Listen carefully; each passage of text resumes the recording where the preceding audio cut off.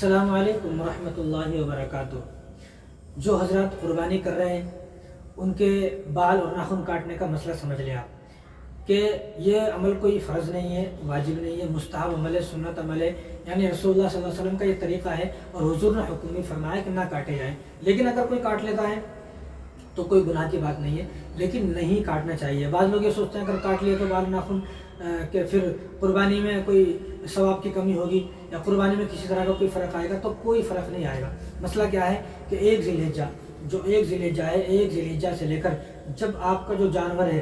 جس جانور میں آپ کا حصہ ہے یا بکرا ہے آپ کے پاس، جب وہ جانور ذبح ہو جائے گا، اس جانور کے ذبح ہونے کے بعد آپ کو اپنے بال اور ناخن وغیرہ کاٹ لینا ہے، لیکن ایک ذی الحجہ سے لے کر۔ اب ایک ذی الحجہ کب ہے؟ ایک تاریخ جو ہے وہ ایک تاریخ اگر ذی القعدہ کا مہینہ 29 کا ہوتا ہے تو ایک تاریخ 29 مئی یعنی 29 مئی بروز جمعرات کو ایک تاریخ ہے، تو آپ 28 تاریخ تک اپنے بال اور ناخن وغیرہ کاٹ لیں، یعنی 28 مئی کے مغرب سے پہلے آپ جو ہے اپنے بال اور ناخن وغیرہ کاٹ لیں، اس کے بعد نہ کاٹیں، تو انشاءاللہ آپ کو ڈبل ثواب ملے گا۔ مسلم شریف کی روایت ہے، حضرت ام سلمہ رضی اللہ تعالیٰ عنہ، یہ کون ہے؟ یہ حضور صلی اللہ علیہ وسلم کی زوجہ ہیں، حضور کی بیوی ہیں اور ہم سب کی ماں ہیں۔ تو انہوں نے ارشاد فرمایا کہ حضور نے مجھ سے ارشاد فرمایا کہ ام سلمہ کہ تم اپنے بال اور ناخن وغیرہ ایک تاریخ سے پہلے یعنی چاند نظر آنے سے پہلے جو ذی الحجہ کا چاند ہے، اس چاند کے نظر آنے سے پہلے اپنے بال اور ناخن وغیرہ کاٹ لیں۔ پورے بدن کے بال اور پورے بدن کے ناخن کی باتیں ہیں، یہ کوئی صرف مونچھوں کی بات نہیں ہے، بلکہ یہ ایک تو حاجیوں کی مشابہت ہے، حاجی احرام باندھنے کے بعد اپنے بال اور ناخن وغیرہ نہیں کاٹتے ہیں، ان کی مشابہت ہے۔ اور اب جو آدمی یہاں ہندوستان میں رہتے ہوئے ان کی مشابہت اختیار کرے گا، ان کی نقل اتارے گا، تو اس کو بھی ضرور ثواب ملے گا۔ اور جو غریب آدمی ہے، بھئی غریب آدمی ہے کیا کرے گا؟ اس پر تو قربانی نہیں ہے، وہ تو اپنا جانور ذبح نہیں کر رہا ہے، تو کیا کرے؟ اس کے لیے کوئی ضروری نہیں ہے، لیکن وہ بھی اگر نقل اتارے گا ان کی اور مشابہت اختیار کرے گا تو اس کو بھی کچھ نہ کچھ ثواب ضرور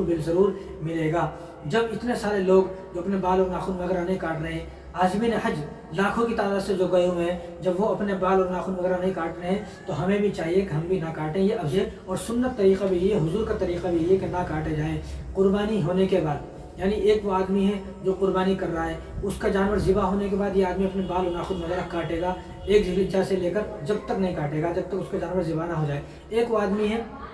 کہ جو حصہ تو نہیں لے رہا ہے لیکن وہ بھی اپنے بال اور ناخن وغیرہ نہیں کاٹ رہا ہے، تو وہ کب کاٹے؟ وہ عید کی نماز پڑھنے کے فوراً بعد اپنے بال اور ناخن وغیرہ کاٹ سکتا ہے۔ اسی طرح نسائی شریف کی روایت ہے، ایک صحابی رسول اللہ صلی اللہ علیہ وسلم کے پاس آئے انہی دنوں میں، یہ ذی الحجہ کے 10 دن ہیں، انہی 10 دنوں میں ایک صحابی آپ صلی اللہ علیہ وسلم کے پاس آئے تو حضور سے انہوں نے ارشاد فرمایا کہ رسول اللہ آپ جانتے ہیں میں غریب ہوں، میرے پاس کوئی جانور نہیں ہے، کوئی دمبا نہیں ہے، کوئی بکرا نہیں ہے، کوئی بھیڑ نہیں ہے، میرے پاس کوئی اونٹ نہیں ہے، کوئی جانور ہے ہی نہیں، میں غریب ہوں، میں کیا کروں؟ تو حضور نے ارشاد فرمایا کہ تم ایسا نہیں کرتے کہ تم اپنے بال اور ناخن وغیرہ نہ کاٹو، ایک تاریخ سے لے کر 10 تاریخ تک اپنے بال اور ناخن وغیرہ نہ کاٹو، جب عید کی نماز پڑھ لو تو اپنے بال اور ناخن وغیرہ کاٹ لو، ان کی نقل کرو۔ یعنی آپ نے اشارہ کر کے فرمایا کہ ان سب کی نقل کرو، جو لوگ جانور ذبح کر رہے ہیں اور اپنے بال اور ناخن وغیرہ وہاں نہیں کاٹ رہے تھے ان کی طرف اشارہ کر کے فرمایا کہ ان کی نقل کرو، جب تم ان کی نقل کرو گے تو تمہیں بھی اتنا ہی ثواب مل جائے گا جتنا ان کو ملے گا۔ تو معلوم ہوگا کہ جو آدمی قربانی نہیں کر رہا ہے وہ بھی اگر اپنے بال اور ناخن وغیرہ نہیں کاٹے گا تو اس کو بھی اتنا ہی ثواب مل جائے گا۔ لیکن یہ کوئی فرض نہیں ہے، واجب نہیں ہے، اگر کوئی آدمی غلطی سے کاٹ لیتا ہے تو کوئی گناہ کی بات نہیں ہے اور اس کی قربانی پہ کوئی فرق نہیں آئے گا، بس اتنا فرق ہے نہیں کاٹو گے اور اپنا جانور ذبح ہونے کے بعد کاٹو گے تو آپ کو ڈبل ثواب ملے گا، آپ کو 2 گنا یعنی ڈبل ثواب آپ کو دیا جائے گا، تو آپ کو ڈبل اور 2 گنا ثواب دیا جائے گا۔ تو اپنے بال اور ناخن وغیرہ آج ہی کاٹ لیں اور بال اور ناخن وغیرہ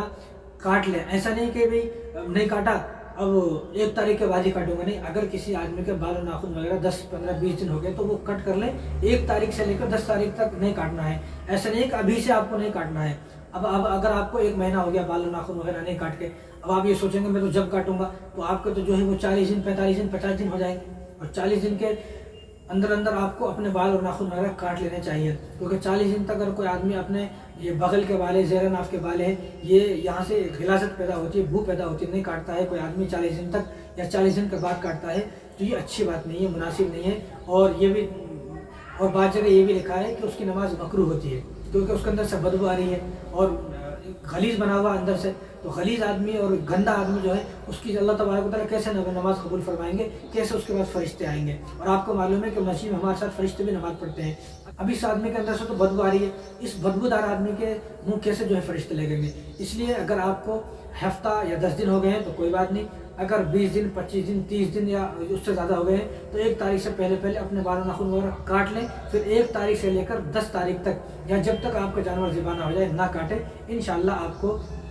اگر آپ قربانی کر رہے ہیں تو آپ کو ڈبل ثواب، اگر آپ قربانی نہیں کر رہے ہیں پھر بھی آپ اپنے بال اور ناخن وغیرہ نہیں کاٹ رہے ہیں تو آپ کو انشاءاللہ وہی ثواب مل جائے گا جو قربانی کرنے والوں کو ثواب ملتا ہے۔